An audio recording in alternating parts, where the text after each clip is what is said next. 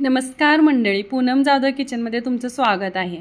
आज आपण ना उपवासासाठी सगळ्यांचा आवडता असा पदार्थ म्हणजे साबुदाण्याची खिचडी ह्याची रेसिपी बघणार आहे। एकदम सोपी, पण ही खिचडी नाही का शाबू व्यवस्थित वापरल्यानंतरच ही खिचडी पचायला चांगली असते। त्यामुळे एकदम साध्या सोप्या पद्धतीने मी थोडक्याशा एका छोट्याशा व्हिडिओमध्ये तुमच्यासोबत हे रेसिपी शेअर करणार आहे। तर आता आपण ना कढई गरम करायला ठेवूयात। कढई थोडी गरम झाली की ह्याच्यामध्ये 2 चमचा तेल टाकून घेऊयात। तेल चांगलं गरम होऊ देऊयात। तेल चांगलं गरम झालं की त्याच्यामध्ये हिरवी मिरची बारीक चिरलेली टाकूयात। आता ही मिरची ना चांगली तेलामध्ये चांगली तळून घेऊयात, चांगली कडकडीत, म्हणजे पूर्ण तेल असं तिखट झालं पाहिजे अशा पद्धतीने चांगलं कडकडीत आपण मिरच्या ह्या भाजून घेऊयात। बघा मी खूप वेळ मिरची भाजते, कारण का आपण ज्यावेळेस शाबू खाणार ना त्यावेळेस ही मिरची अशी कचकच नको लागायला, म्हणून त्यामुळे चांगली भाजून घ्यायची।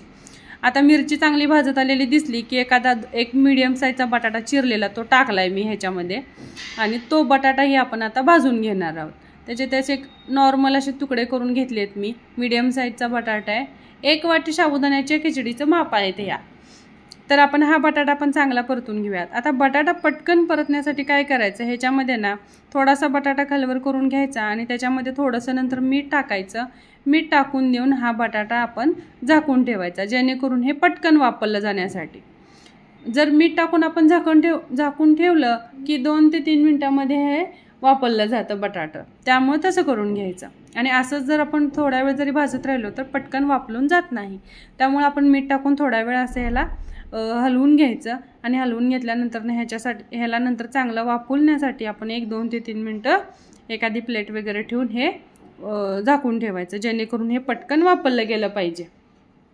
आता बघा ह्याला तेल कसं होते, पूर्ण बटाटा ना तेलामध्ये फ्राय झाल्यासारखा दिसत आहे आपल्याला। आता बघा, आता हा बटाटा चांगला लालसर पण होतो, त्यामुळं म्हणजे पचनाला पण ठीक आहे ना, एकदम वापरला गेला जातो। आता झाकून ठेवूयात। आता बघा, आता आपण काढल्यानंतर ना ह्याला चेक करायचं की बाबा आपण जो बटाटा वापरायला टाकला होता तो वापरला गेलाय का।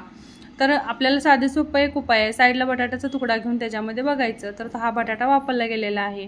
तर आपला आता बटाटा आणि मिरची व्यवस्थित फ्राय झालेली आहे आणि आपल्याला जितकं लागणार होतं ते मीठ हे आपण टाकलेलं आहे। आता ह्याच्यामध्ये साबुदाणा ॲड करूयात, जो मी साबुदाणा 6 ते 7 तासासाठी भिजत ठेवला होता, तो शाबू आहे। आता हे असं काही नाही, जर आपण गरम पाण्यामध्ये घातला तर आपला हा शाबू 2-3 तासामध्ये सुद्धा भिजतो।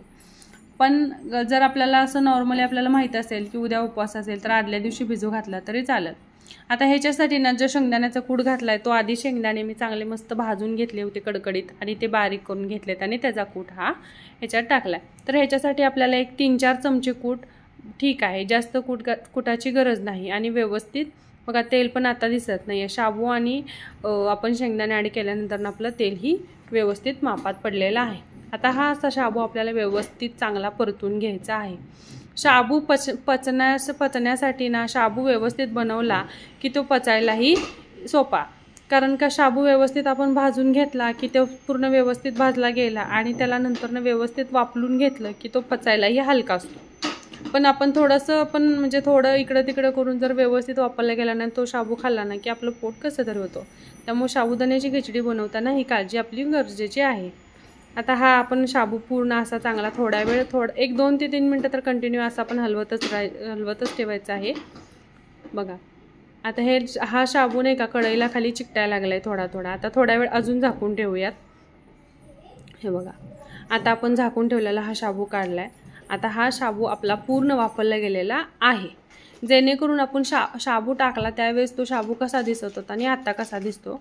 आता एका डिशमध्ये आपला हा रेडी झालेला साबुदाणा काढून घेऊयात। बघा असा गरम शाबू हा तयार होतो।